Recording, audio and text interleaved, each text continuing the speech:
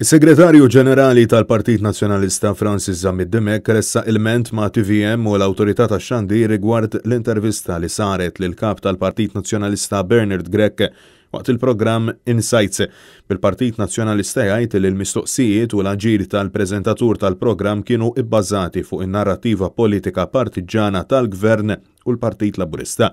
Il-Partit Nazzjonalista sqarr illi l-Istazzjon Nazzjonali mexa b'mod diskriminatorju bi preġudizzju kontra l-kap tal-Oppożizzjoni u dan joħroġ ċar meta wieħed iqabbel l-intervista li saret lil Bernard Grech ma' dik li saret lil Prim Ministru waqt Insights ġimgħa qabel. Il-Partit Nazzjonalista qal ukoll illi bil-mod kif saru l-intervisti l-Istazzjon Nazzjonali kiser l-obbligu li jippreżenta suġġetti għad-diskussjoni b'mod oġġettiv u li l-preżentatur jipprovdi informazzjoni preċiża.